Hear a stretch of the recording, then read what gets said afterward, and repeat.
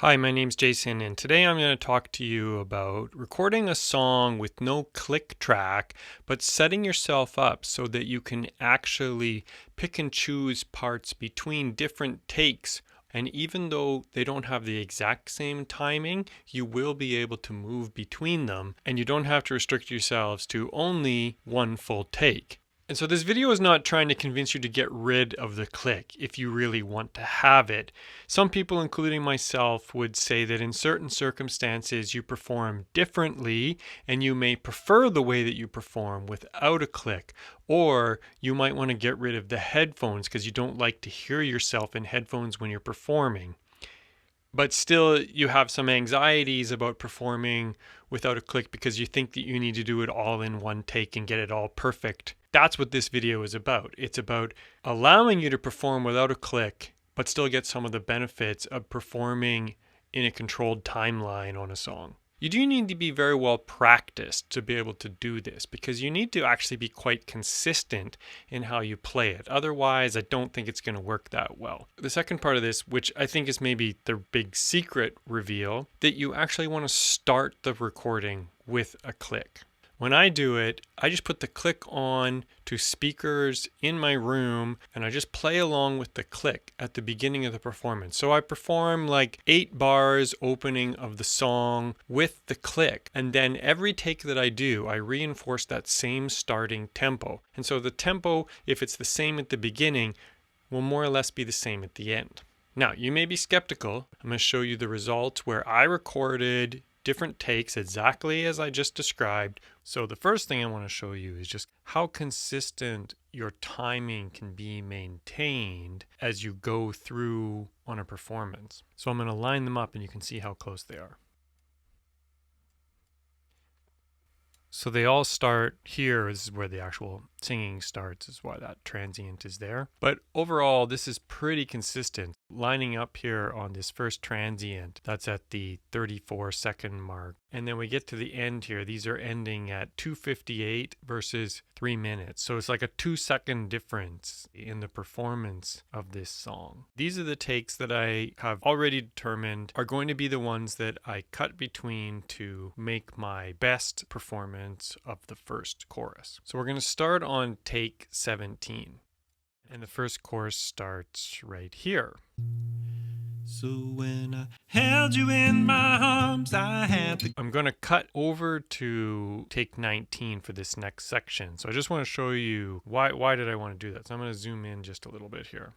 And we'll just compare these two vocal performances. So just listen to this next section of take 17. That everything would be all right. So here's the one that I'm going to cut to. That everything would be all right. My enunciation of everything was just a little bit better here once more. Everything would be all right. Versus the one that I'm going to cut away from. Everything would be all right. So they're both pretty good, but that's the whole purpose of comping, is to get those little finer differences. I think musically they're about the same. It's just that one is just a little bit clearer in terms of the enunciation of the word. I'm just going to rough in the cuts where I know I'm going to want to go between these takes.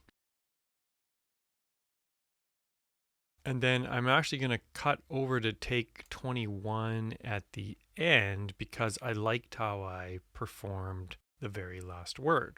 Here was take 17. Without a fight. So it's that word fight that I liked how I did it here. Without a fight.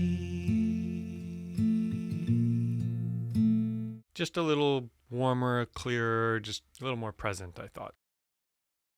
Now, normally I don't actually do quite this many cuts, but that's why I chose this example. Usually I stick with a take for like an entire verse or an entire chorus, but we're going to line up these takes in those sections and we're going to be able to move through these takes and it's going to be completely seamless. So the way we do that is we choose these transients that we want to cut over on. You kind of want to cut over on a strong transient. So you just line them up. So I really want to cut into this second performance just as that bigger transient takes over. So I only need just a tiny little bit from this one when I fine tune these cuts. And I just need a little bit from the take that I'm moving towards. You can see I've just chopped off a little bit more. I'm just going to use the fade tool here in Logic. And now I'm going to cut over to the next one on this transient here. So I'm going to have to bump. You can kind of see the timing like that, this transient here, and those are basically beats, right?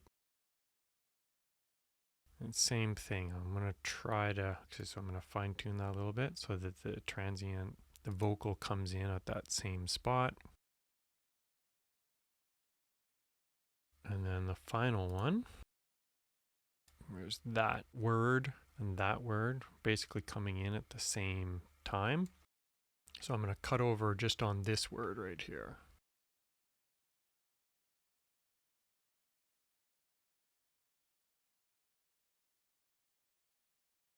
And obviously you can fine tune, but I mean the principle here is that if you get fine enough cuts, it's quite transparent. Okay, so now put them all on and we'll listen to the full chorus here with all the cuts.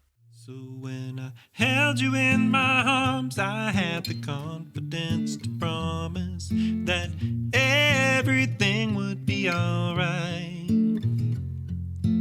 Didn't think much of it then, but now I'm worried that I can't deliver without a fight.